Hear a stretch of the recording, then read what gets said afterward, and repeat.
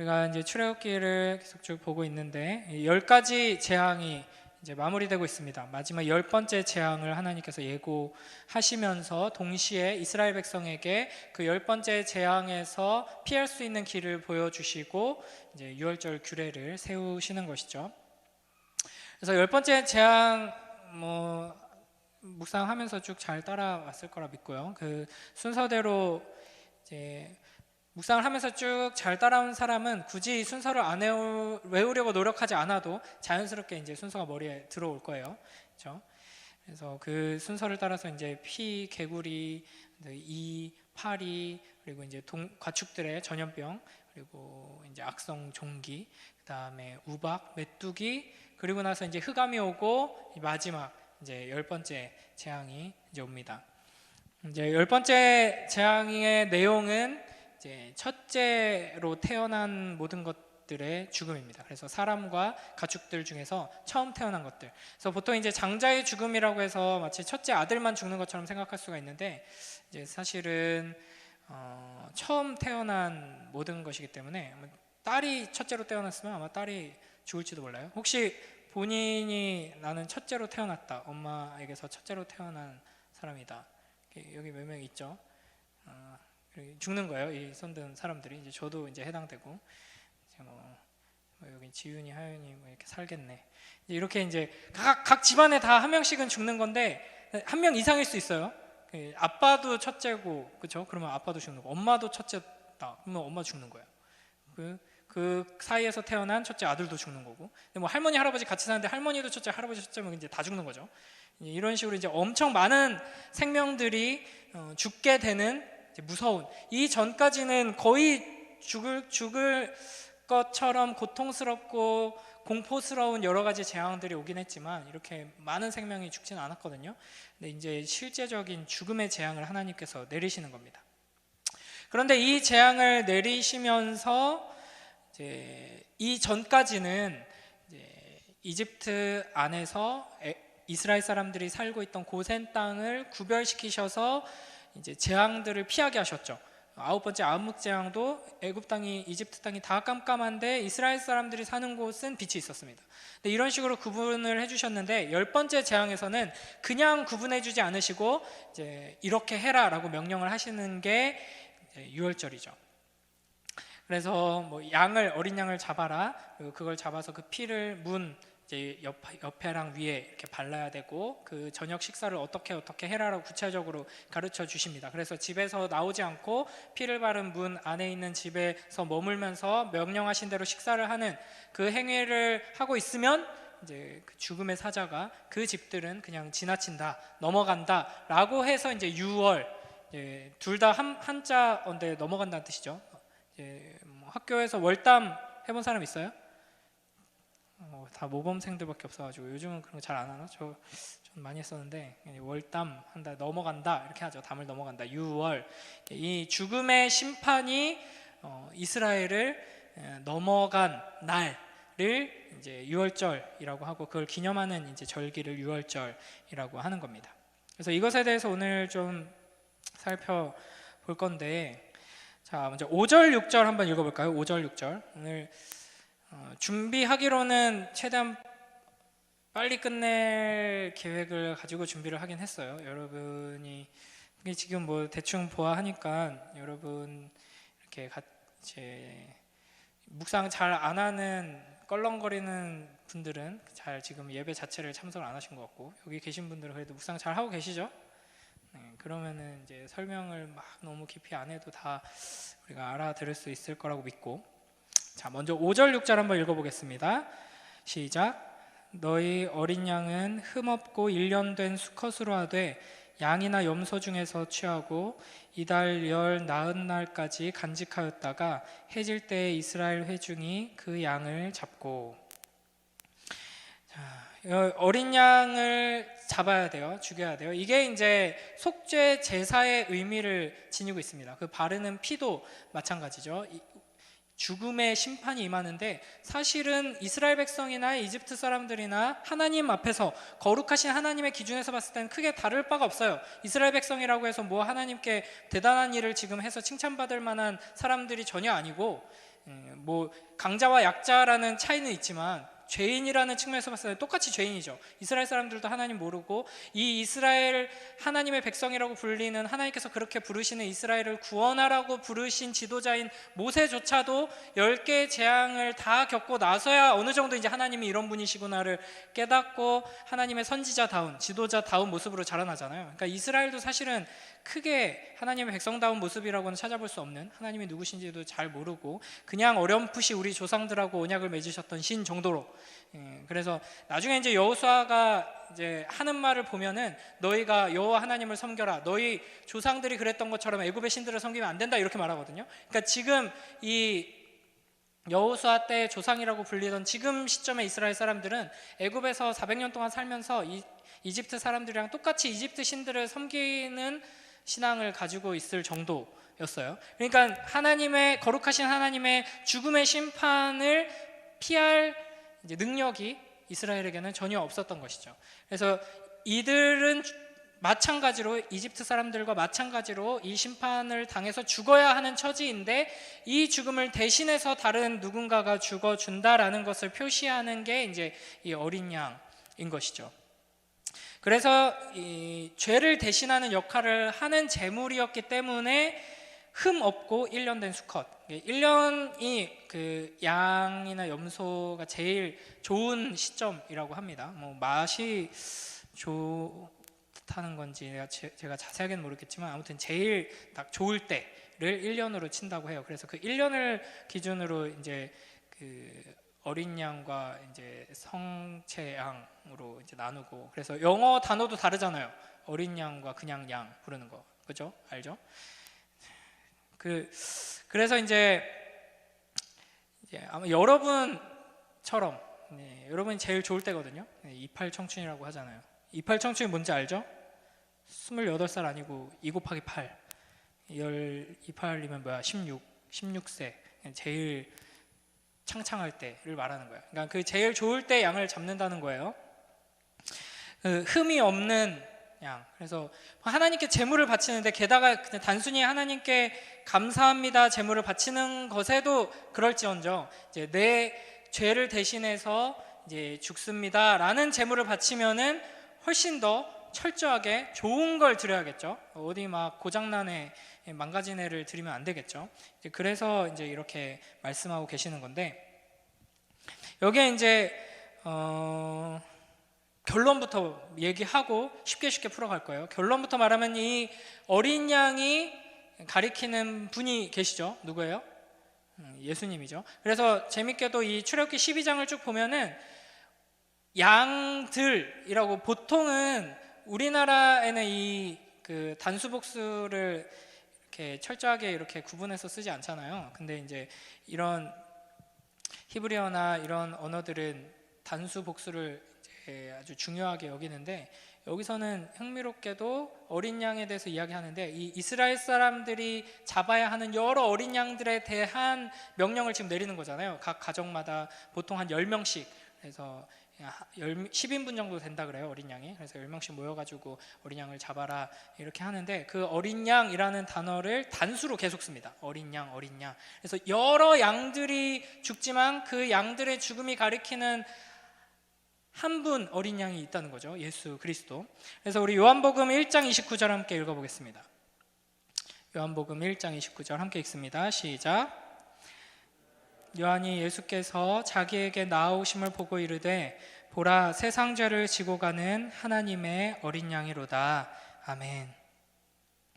그래서 우리 이제 찬양 중에 오늘도 이제 유월절 이 어린 양, 보혈의 피 이런 관련된 찬양 많이 했는데, 또 그 찬양 있죠. 유월절 어린 양의 피로 나의 삶의 문이 열렸네. 그 찬양 있죠. 그러니까 그 유월절 어린 양의 피로 내가 살았다 하는 건데, 그 유월절 어린 양의 피가 단순히 그 유월절에 잡은 그 양 덕분이다가 아니라 그 유월절 어린 양의 죽음이 예표하는, 가리키고 있는, 바라보게 하는 그 예수 그리스도의 그 십자가의 죽음, 그 보혈의 피로 내가 살았다라는 고백인 것이죠. 또 이제 6절 보면은 4일 동안 이 양을 데리고 있다가 이제 잡으라고 해요. 그러니까 유월절 저녁에 잡아야 되는데 죽여야 되는데 뭐 아침에 아니면 잡기 전에 잘 골라라가 아니라 4일 전에 골라놓고 그걸 계속 데리고 있다가 집안에 데리고 있다가 유월절 저녁이 되면 죽이는 거예요. 왜 그랬을까요? 그냥 잠깐 생각할 시간을 준 거예요. 대답할 시간을 준 건 아니고 어차피 대답 안 할 거니까. 이제 상상을 해보세요. 양을 죽여야 돼요. 이게 여러분이 뭐 이제 도축장집 손자 손녀나 도축장집 아들 딸이 아닌 이상 동물을 죽인다는 거를 익숙하게 생각하는 사람은 아마 없을 거예요. 그게 아무리 내가 먹는 거여도. 좀 더 비위가 약한 사람은 생선 같은 거 이렇게 살아있는 거 이렇게 탁탁탁탁 치는 것도 굉장히 끔찍하게 생각할 수가 있는데 이제 양을 죽인다는 건 이게 쉬운 일이 아니거든요. 그러니까 어디 이제 제사를 지낼 때도 마찬가지예요. 그 성전에 나중에 이제 성막이 세워지고 성전이 세워져도 거기에 가서 이스라엘 사람들은 이제 매년 죽여야 되잖아요. 이게 한 번 죽인다고 끝나는 게 아니라 매년 반복적으로 내가 죄인입니다 이걸 고백하면서 하나님이 이렇게 대신 양 죽여서 하나님께 예배드리게 하시니 감사합니다 이걸 해야 되는데 제사장들이 뭐 이게 정육점 주인이 아니에요. 제사장들이 잡아주는 게 아니에요. 여러분이 키운 여러분의 양을 끌고 가면 여러분이 그 모가지를 잡고 칼로 그어야 되는 거예요. 그리고 다 가죽을 벗겨야 되는 거예요. 이제 두 가지 의미가 있어요. 양을 4일 동안 데리고 있으면서 이 양이 진짜 제일 좋은 양인가, 어디 흠이 없는, 어디 고장난 데가 없는 좋은 제물인가, 하나님께 드릴 만한가, 이걸 이제 잘 점검해야 하는 것이고, 그리고 이제 우리의 죄가 얼마나 끔찍한지, 우리의 죄가 어떤 결과를 가지고 오는지를 이거 심정적으로 이제 깊이 묵상하면서 느낄 수 있게 하려는 장치인 거예요.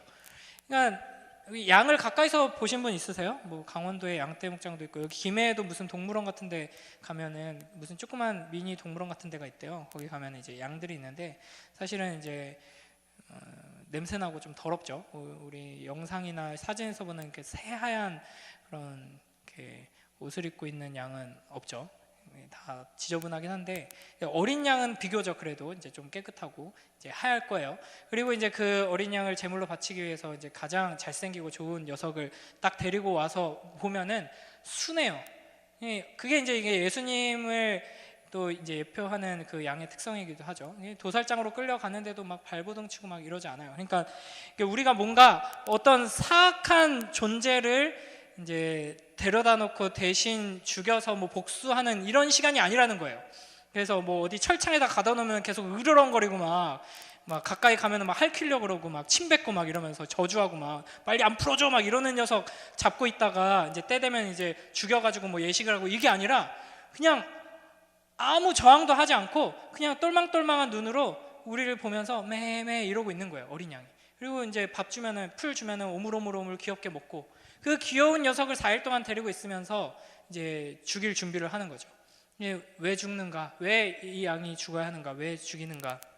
그걸 생각하면서 이제 뭐 양이 무슨 죄가 있겠어요, 그렇죠? 죄 없는 이 양과 이제 하나님 앞에서 죄인인 나를 이제 비교하면서 이제 묵상을 하는 시간을 우리에게 주신 것이죠. 그 다음에 이제 7절 보겠습니다. 7절 함께 읽습니다. 시작. 그 피를 양을 먹을 집 좌우 문설주와 임방에 바르고. 좀 옛날 표현이죠. 어려운 말인데 문설주와 임방. 문지방은 알죠? 문지방. 밑에를 문지방이라고 하잖아요. 문지방 밟지 말아라 막 이런 얘기 옛날 어른들이 많이 했는데, 그 나머지 세 면을 이제 표현합니다. 문설주와 임방. 그 세 군데다가 이렇게 피를 바르라는 거예요. 이 어린 양의 피, 그리고 어린 양의 피를 바르는 이 행위가 바로 우리의 구원이 어떻게 이루어지는가를 아주 잘 보여주는 모습입니다. 그러니까 이 피 자체에 어떤 능력이 있어서가 아니에요. 그렇죠? 뭐 어떤 특정한 구슬하거나 부적을 붙이면은 귀신들이 무서워서 못 오는 것처럼 피를 뭐 하나님이 보내신 그 죽음의 사자가 이 빨간색을 무서워한다더라, 뭐 죽음의 사자를 하나님이 프로그래밍 해주시기를 빨간불에 멈춰라 이렇게 프로그래밍이 돼 있어서 빨간 피를 발라놓으면 아 여기는 아니구나 하고 넘어간다, 뭐 이런 어떤 효력이 있어서가 아니죠. 자세히 이걸 또 생각해 보면은 그 피를 바르는 사람의 어떤 이제 마음, 어떤 마음으로 했느냐를 보는 것도 아니에요. 만약에 이제 하나님이 이 10번의 재앙을 이제 거치면서 9번의 재앙을 경험했죠. 그러면서 여호와 하나님에 대한 깊은 경외하는 마음과 그 소망과 그동안에 이스라엘 백성들이 괴로워했던 그 기도를 들으시고 이제 우리를 구원해 주신다는 그 약속의 하나님에 대한 그 기대감, 막 믿음, 이런 게 막 이제 가득 차가지고 이제 하나님을 찬양하며 이제 감격 안에서 이 피를 바른 사람들도 있었을 거예요. 그런 사람들이 많았을 거예요, 이 당시에는. 그러나 다 그렇지는 않았을 거란 말이에요.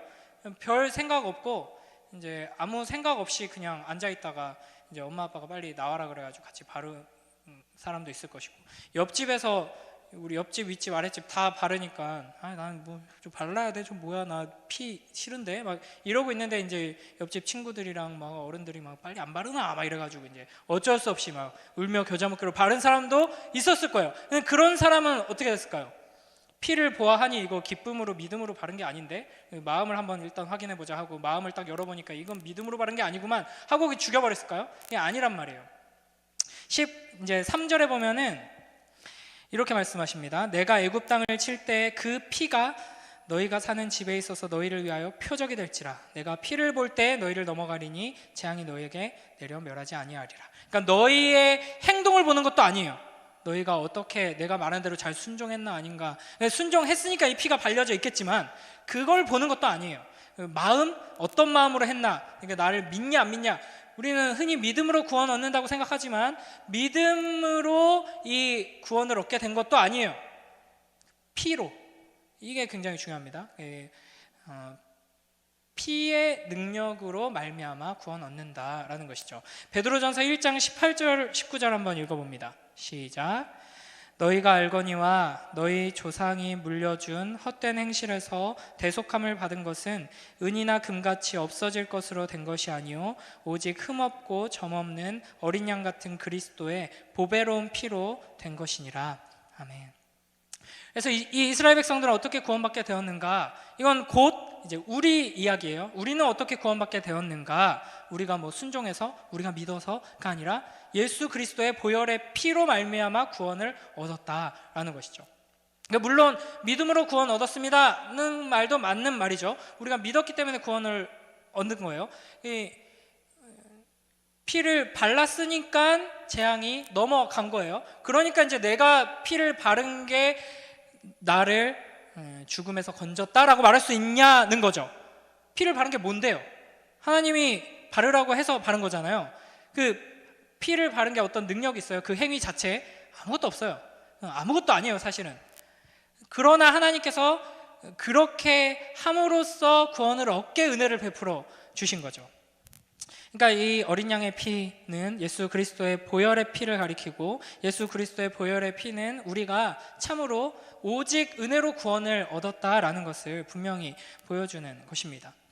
그래서 이제 이 유월절에 죽음의 심판이 하나님의 백성들을 넘어가는 것, 이 장면은 하나님의 죽음의 심판 앞에 놓여 있는 우리가 예수 그리스도의 피로 구원받게 된다는 것을 이제 보여주는 것이죠. 그 더 한 걸음 나아가면 최후의 심판이 있을 겁니다. 그러니까 이 이집트에 내려진 10가지 재앙은 이제 우리가 깊이 이제 묵상하면서 읽어보면 굉장히 끔찍한 일이에요. 이 사람들이 어떤 일을 겪었나, 분위기가 어땠을까, 이런 걸 잘 생각해보면 너무나도 끔찍한 재앙입니다. 그러나 최후에 임하게 될 재앙의 아주 작은 예고편일 뿐이라는 거죠. 마지막 하나님의 죽음의 심판이 내려질 때에는 그 누구도 피할 수도 없고 도망갈 수도 없고 막을 수도 없을 것입니다. 오직 예수 그리스도의 보혈의 피를 의지하는 자만이 구원을 얻게 되는 것이죠. 그게 믿음입니다. 그게 이제 막 확신을 가지고 예수님을 붙들든지, 확신 반 뭐 잘 모르겠는데 붙들든지, 뭔가 믿음으로 구원받는다니까 믿어야 될 것 같잖아요. 근데 막 뭐 다 내 주변에 뭐 엄마 아빠 할머니 할아버지 뭐 교회 친구들 선생님들 다 붙들고 있으니까 나도 얼떨결에 붙들고 있든지, 붙들고 있으면 하나님께서는 넌 믿음이 있구만 하면서 인정해 주시고 구원해 주시는 거예요. 그러니까 놀라운 은혜인 것이죠. 우리가 이거는 이제 잘 기억해야 합니다. 우리에게 심판이 있다. 우리는 심판받아 마땅한 자다. 그리고 그 심판을 우리는 어떻게 넘어갈 것인가? 예수 그리스도의 보혈의 피만이 우리를 구원할 수 있다. 이게 이제 복음이고, 이걸 믿는 게 이제 믿음입니다. 구원에 이르는 믿음입니다. 이 복음을 잘 듣고 믿음으로 주님 앞에서는 우리 모두가 되길 축복합니다. 이제 사실은 오늘 중요한 얘기는 다 했어요. 몇 가지, 좀 더 구체적인 몇 가지 사항만 더 볼게요. 몇 가지만 더 봅니다. 자, 쓴 나물을 먹으라고 해요. 그러니까 어린 양을 구워서 먹고, 삶으면 안 되고 구워서 먹어야 돼요. 뭐 이제 레시피도 굉장히 자세하게 이제 주시는데, 같이 곁들여 먹는 게 쓴나물이에요. 쓴나물. 그리고 무교병. 쓴나물 좋아하시는 분 있으세요? 이제 나이가 들면은 점점 쌉싸름한 거를 좀 좋아하게 될 텐데, 이제 저게 이제 뭐 제가 정확하게는 아니지만 그 이스라엘 사람들이 주로 먹는 쌉싸름한 그런 채소, 그러니까 많이 쓴 거예요. 보통 한 아줌마 아저씨들 중에서도 호불호가 갈릴 정도로, 나이 많은 할머니 할아버지들만 아우 좋구만 이렇게 드실 정도로 쌉싸름한 이제 그런 나물을 먹으라고 합니다. 왜 먹으라고 할까요? 그리고 저 옆에 있는 거는 무교병이에요. 무교병이 쉽게 말하면은 빵인데, 빵을 만들 때 효모 이런 걸 넣어서 이제 부풀게 만들잖아요. 빵 반죽 요만한 걸 넣으면 이렇게 부풀어서 푹신푹신해지잖아요. 그걸 안 넣고 그냥 구운 거예요. 그러면은 이제 비스켓처럼 되잖아요. 별로 맛없는 이제 참크래커 뭐 이런 거 있죠. 그것도 어느 정도 조금 부푼 건데, 그것보다도 안 부풀어서 이제 맛없고 딱딱한 그런 빵을 무교병이라고 합니다. 쓴나물 왜 먹으라고 하셨는가? 이제 입에 쓴 게 몸에는 좋죠. 그래서 웰빙 음식을 이제 앞으로는 먹어야 된다라는 것을 표시하기 위해서, 이제 밀가루도 또 안 좋다 그러잖아요. 설탕, 밀가루, 이 하얀 가루를 끊어야지 이제 건강해질 수 있다. 뭐 이러는데, 이제 하나님께서 우리의 건강을 위해서 이제부터 쓴나물과 무교병을 먹어라 이렇게 하신 게 아니라, 이제 쓰다는 거에 의미가 있어요. 의외로. 근데 너무 쉽죠. 인생은 쓰죠.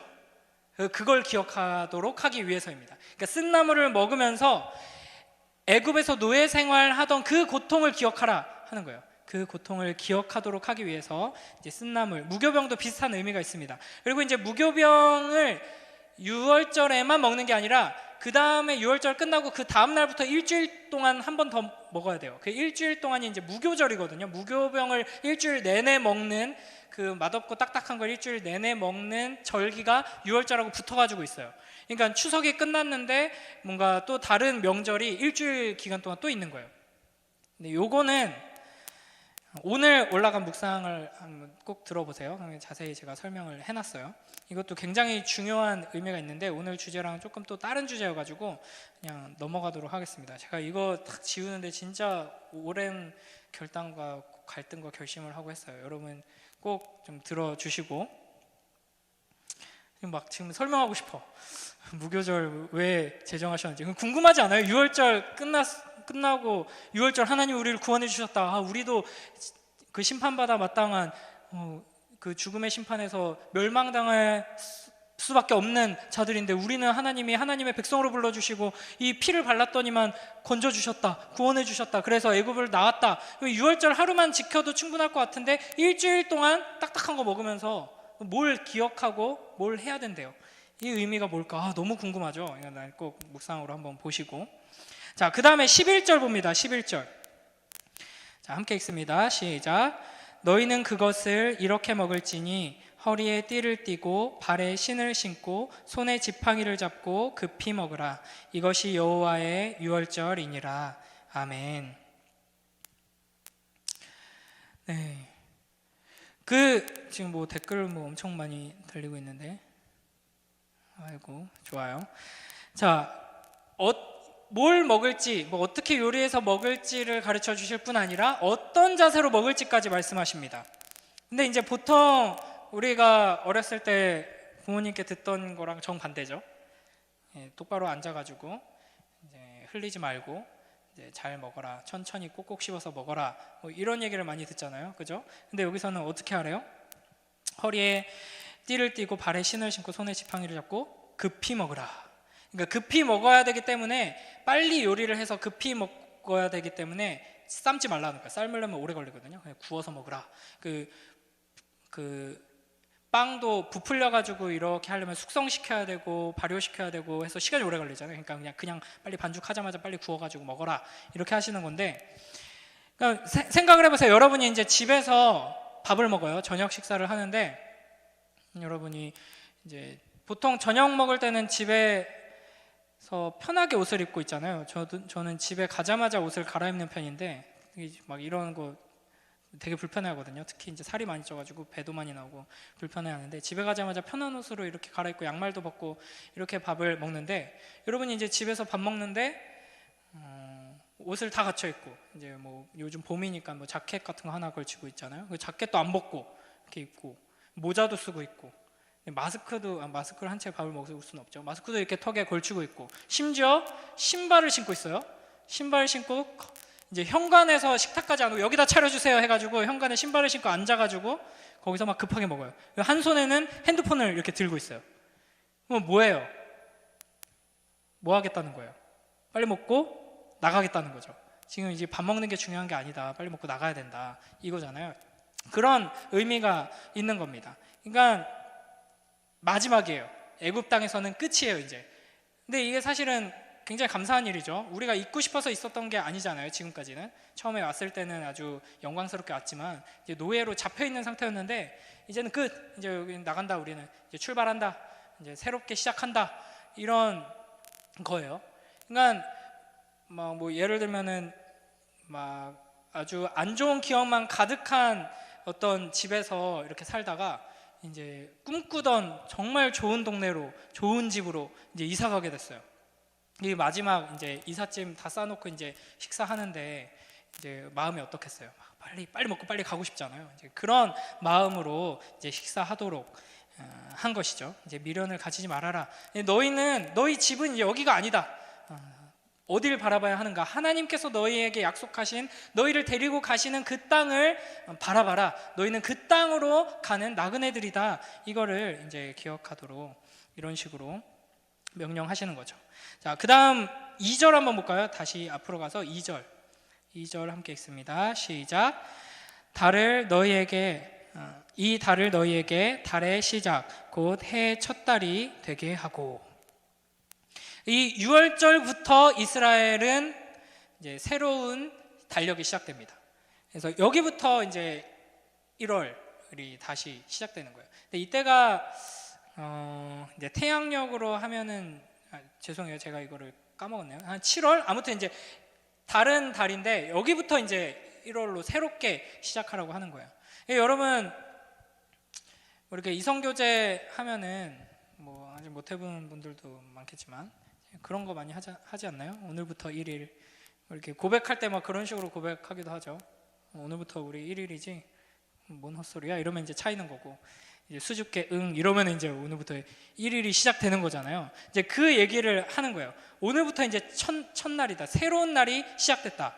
이제 그냥 단순히 이제 이스라엘이 애굽의 노예로 있다가 이제 하나님께서 신들의 전쟁에서 완전하게 승리하시고 이제 전리품을 챙겨가지고 이제 나가는데, 그래서 새롭게 독립한 기념일 이 정도가 아니라 완전히 새로운 세상이 열렸다. 너희는 완전히 새로운 존재가 되었다라는 것을 지금 가르쳐 주시는 겁니다. 그래서 여러분 지금 몇 년이죠? 2021년이죠. 시간 너무 빨리 가요. 2021년. 기준이 어디서부터 2021년인 거예요? 1년 기준이 어디예요? 알아요? 그렇죠. 사실은 이제 정확하게 그 연도는 아닌데 그 연도라고 착각을 하고 거기서부터 센 거예요. 그래서 BC 2021 이러잖아요. 비포가 그 BC라고 하면은 이제 기원 전, 그 거꾸로 셀 때 비포 크라이스트 해가지고 예수님 전에 몇 년이다 해서 기준이 이제 예수님인 거죠. 그리고 지금은 AD 2021이죠. AD는 라틴어입니다. 라틴어. 그러니까 아노 도미니 해가지고 이제 주님의 날이 이제 시작된 거예요. 그래서 주님의 날이 시작된 지 2021 이렇게 세잖아요. 그러니까 뭐 안 믿는 사람들도 다 예수님을 기준으로 모든 연도를 세고 모든 역사를 그렇게 계산을 하고 있어요. 이런 것처럼 이 유월절 이 날부터 이스라엘은 새롭게 모든 것이 시작됐다라는 것이죠.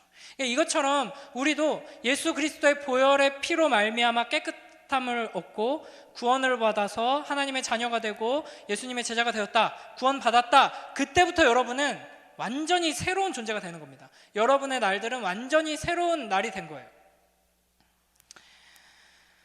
자, 마지막 한 군데만 봅니다. 14절 볼까요? 14절 읽습니다. 시작. 너희는 이 날을 기념하여 여호와의 절기를 삼아 영원한 규례로 대대로 지킬지니라. 아멘. 그래서 이거를 명령하시고 우리 재현이가 댓글로 계속 아주 잘 반응을 해주고 있어요. 고마워요, 진짜. 댓글이랑 같이 설교를 들으면 참 유익합니다. 좋은 얘기를 많이 해주고 있어요. 이제 이 유월절을 이렇게 해야 된다라고 말씀하시고 이거를 이때 한 번만 하는 게 아니라 이제 대대로 이게 이제 너희의 명절이다. 매년 이거를 똑같이 지키면서 기억해라라고 명령을 하셨어요. 자, 퀴즈. 이스라엘이 이거를 잘 지켰을까요? 안 지켰을까요? 지켰다 동그라미, 안 지켰다 X. 한번 손을 표시해 보세요. 그렇죠? 이스라엘이 안 지켰어요, 이거를. 이제 이스라엘의 이제 출애굽을 하고 이제 수많은 세월이 흘러서 또 왕국으로 세워지고 또 수많은 왕들이 지나고 그러고 나서 나중에 이제 이스라엘이 거의 이제 몰락해 갈 때쯤 선한 왕들이 일어나서 종교 개혁을 해요. 다시 하나님께 회복하려고 노력하는데 그때 요시야 왕이랑 히스기야 왕 이때 유월절을 지켰다는 기록이 있는데 그 전에는 거의 지키지 않았을 걸로 보입니다. 그러니까 이스라엘이 뭐 제가 자주 이야기하잖아요. 이스라엘의 역사가 뭔가 하나님이 얼마나 영광스러운 분이신가를 잘 드러내는 역사가 아니라 이제 오히려 인간이 얼마나 완악한지 바로를 통해서 그걸 볼 수 있었잖아요. 얼마나 고집세고 얼마나 어리석고 얼마나 악한가 이게 이제 파라오를 통해서 우리가 볼 수 있었는데 이제 출애굽한 이스라엘을 통해서 똑같은 걸 발견합니다. 와, 인간은 진짜 구제불능이구나, 쓰레기구나. 그냥 하나님이 내가 하나님이면 그냥 당장 불태워가지고 완전 그냥 눈앞에서 사라지게 할 텐데 라고 반응이 나올 수밖에 없을 정도로 계속 불순종하고 죄짓고 계속 우상숭배하고 이런 역사를 만들어 갑니다, 이스라엘이. 그 원인 중에 하나가 바로 이 유월절을 안 지켜서 그런 거예요. 유월절을 지키라 했으면 지켰잖아요. 그러면 맨 적어도 1년에 한 번씩은 맞아, 우리가 이렇게 심판받아 마땅한 존재였는데 우리를 선택해 주시고 우리를 이 죽음의 심판에서 건져주셨구나. 그 어린 양의 피, 그 어린 양의 피가 우리만 아는 게 아니라 이들도 이 어린 양의 피가 가리키고 있는 장차 우리에게 보내주실 메시아, 그게 이제 뭐 예수 그리스도라는 것까지는 자세하게 몰라도 하나님께서 친히 준비하셔서 우리를 대신해서 희생케 하실 그분을 우리가 의지해서 하나님께 나아가는구나. 이제 이런 것을 이제 기억하면서 감격과 감사와 또 회개가 있었어야 하는데 이제 그게 없으니까 계속 엉뚱한 데 가가지고 절하고 엉뚱한 짓 하면서 하나님께 이제 심판받고 그 심판 받고서도 하나님이 채찍질 하시고 때리시는데도 정신 못 차리고 헤매고 있고 이제 이런 처지가 되는 것이죠. 그래서 여러분 이 14절 너희는 이날을 기념하여 여호와의 절기를 삼아 영원한 규례로 대대로 지킬지니라, 이 말씀을 우리의 삶에서 실천하는 게 굉장히 중요합니다. 그러면 이걸 어떻게 실천할 것인가? 양고기를 이제 사와가지고 구워야겠죠. 그리고 이제 참크래커랑 이제 쓴 나물 이제 산에서 뜯어와가지고 이제 먹고 이제 우리 현관문 앞에다가 이제 피를 바르고 하면서 이제 이걸 기억해야 되는 거예요. 근데 이제 이 절기들은 예수님께서 다 완성하셨죠. 그래서 예수님께서 유월절 어린 양으로 오셔서 제자들과 함께 마지막 유월절 이 식사를 행하시면서 새 언약을 세우십니다. 그래서 최후의 만찬이라고 우리가 부르잖아요. 예수님 십자가 달리시기 전에 제자들하고 같이 하신 식사가 이 유월절 식사였어요. 이 유월절 식사에서 예수님께서는 이제 이 잔과 떡을 나누시면서 이제 이 잔이 이 포도주가 내 피다, 이 떡이 내 몸이다, 이걸 먹어라 하면서 이제 새 언약을 우리에게 세워주셨죠. 그리고 이 최후의 만찬 때 세우신 이 제정하신 이 만찬을 우리가 또 정기적으로 함께 공동체에서 함께 하잖아요. 이게 뭐예요? 성찬식이죠. 지금 코로나 때문에 잘 못하고 있는데 이 성찬식으로 이게 연결이 되는 거예요. 그러면 이제 우리가 성찬식을 잘 해가지고 이 피의 은혜, 이 구원을 기억해야 하는구나. 맞습니다. 성찬식 굉장히 중요하고, 근데 성찬식은 이제 보이는 말씀이에요. 성찬식은 하나님의 말씀을 우리가 직접 경험하고 먹으면서 보는 시간입니다. 그래서 결국에는 우리가 매일매일 하나님 말씀, 놀랍게도 또 똑같은 결론으로 왔어요. 매주 매일매일 하나님 말씀 붙들고 읽고 묵상하면서, 그리고 이렇게 예배 자리에 함께 모여서 우리가 얼마나 끔찍한 죄인인지를 기억하고, 그런 우리를 구원하시기 위하여서 흘리신 예수 그리스도의 보혈의 피를 기억하고, 그 보혈의 피를 의지할 때 마지막 이 온 세상이 멸망하는 그 무서운 심판에서 우리는 당당히 하나님 앞에 설 수 있다라는 그 믿음을 가지게 되는 겁니다.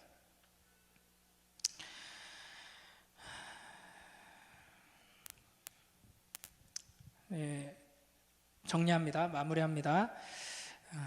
이 하나님의 심판 앞에서 예수 그리스도의 피로 구원 받았음을, 또 그 보혈의 피로 그 은혜로 말미암아 우리가 의롭다함을 얻었고 하나님의 자녀가 되었음을 기억하며 매일매일 이 유월절의 의미를 붙들고 주님과 동행하는 우리 모두가 되길 주님의 이름으로 축복합니다. 마지막으로 우리 보혈을 지나의 찬양을 하려고 해요. 가사가 이렇죠. 보혈을 지나 하나님 품으로, 보혈을 지나 아버지 품으로, 보혈을 지나 하나님 품으로 한 걸음씩 나가네. 여러분, 그 문설주에 바른 피는 무시무시한 하나님의 심판을 막아주는 역할을 했어요. 그를 통해서 우리는 구원받았던 거죠, 이스라엘 백성들이. 근데 이 찬양을 보세요. 예수 그리스도의 보혈의 피는 단순히 하나님의 진노를 막는 정도 수준이 아니라 그 피를 통해서 우리가 하나님께 나아갈 수 있게 됩니다. 이 엄청난 차이거든요. 그러니까 단순히 모두가 죽음의 심판으로 멸망하는 가운데 너네는 내가 건들지 않을게, 이 정도의 은혜가 아니에요. 이것만 해도 어마어마하게 크고 놀라운 은혜지만, 이제 이 어린 양의 보혈의 피가 예표했던 참되고 영원하신 어린 양이신 예수 그리스도의 그 보혈, 십자가에서 흘리신 그 보혈은 우리로 하여금 담대하게 하나님께 나아갈 수 있게 합니다. 그 보혈의 피로 우리는 심판을 면할 뿐 아니라 하나님과 함께 보좌에 앉아서 온 세상을 심판하는 하나님의 동역자, 하나님의 자녀, 왕이 될 수 있게 하는 것입니다. 우리에게 이 보혈의 피를 뿌려주신, 이 보혈의 피로 말미암아 우리를 자녀 삼아 주시고 하나님과 동행할 수 있게 해주신 그 은혜를 기억하면서 함께 찬양하며 나아가도록 하겠습니다.